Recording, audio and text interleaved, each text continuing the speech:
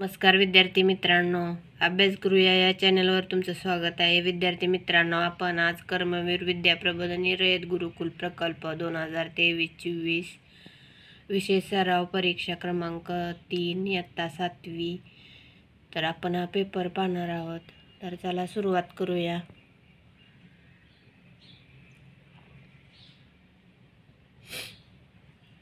तर विद्यार्थी मित्रांनो, तुम्ही या चॅनलवर नवीन असाल तर सबस्क्राईब करायला विसरू नका.